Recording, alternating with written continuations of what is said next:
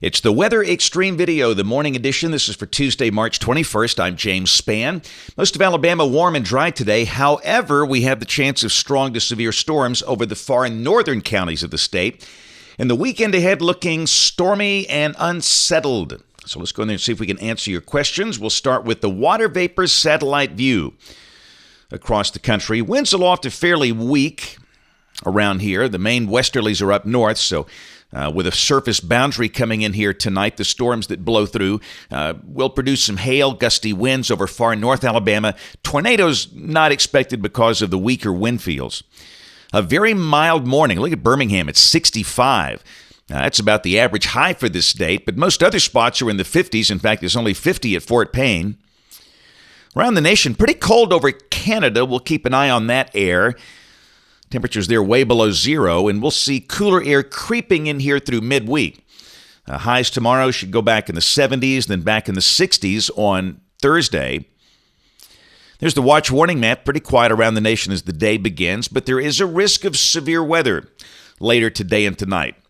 From near Joplin, Missouri, over to Columbia and Charlotte. In Alabama, the standard slight risk includes the Shoals, Athens, Decatur, Huntsville, Boaz, Fort Payne, Center, and Leesburg. A marginal risk includes Russellville, Cullman, and Gadsden. And a little band of storms will clip that part of the state this evening, as you'll see.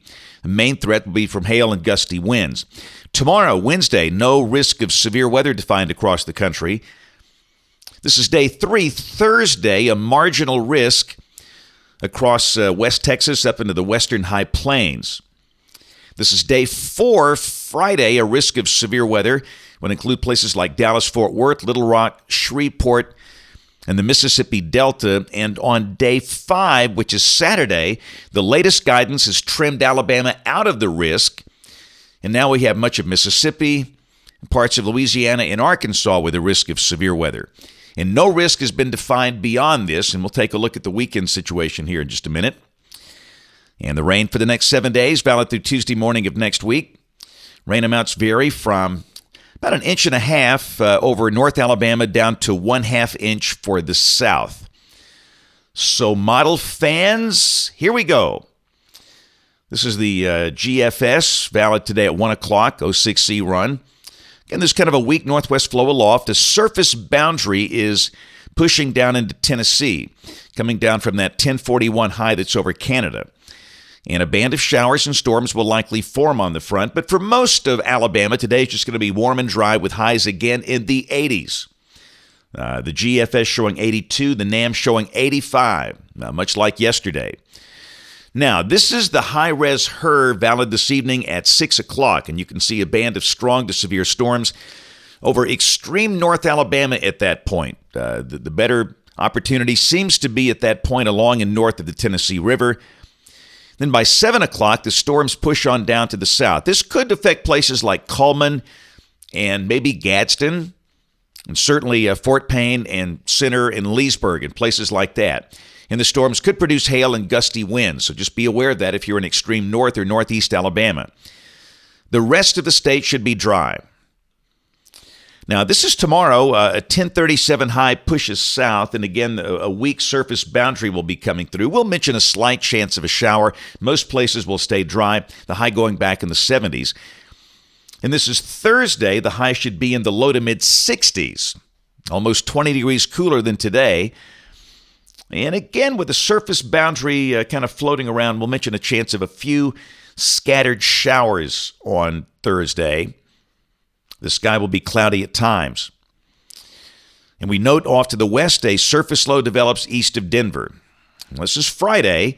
For Alabama, the weather looks dry with a high close to 70.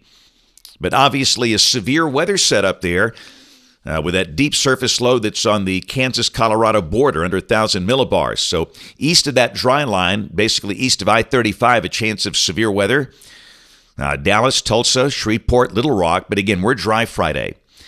Now, this is Saturday as the weekend begins. You can see the trough going negative tilt. Below that, the surface low begins to fill, and you've got kind of a dual center set up there, but there's a broad surface low over Missouri. And again, this run is a little slower And that's the reason that the SPC guys are holding the risk back during the day to Mississippi.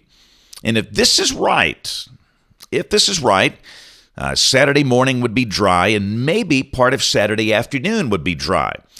And this is Saturday night, just after midnight, 1 a.m., and the band of showers and storms finally moving in here. So for those of you with an outdoor event Saturday, maybe there's some hope. Let's check the European. This is valid at 7 o'clock Saturday night, and it's a little faster. It's got a surface low that's north of St. Louis with a band of showers and storms coming in here. So we're still going to mention a good chance of showers and storms for now, Saturday afternoon and Saturday night. A reasonable chance Saturday morning will be dry. And in terms of the severe threat, the surface low will be weakening a bit, but still with the trough and decent wind fields, we're going to need to mention a chance of strong to severe storms. We can be much more specific tomorrow about the risk. Let's go to Sunday. Surface lows near Chicago continues to fill. The surface boundary slowly pushing in here, so it looks like rain and storms will continue into at least part of the day Sunday. And highs for the weekend should be in the 70s.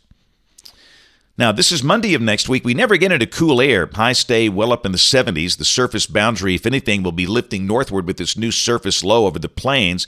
And this is a week from today, Tuesday the 28th. Trough digging down into the southwestern states.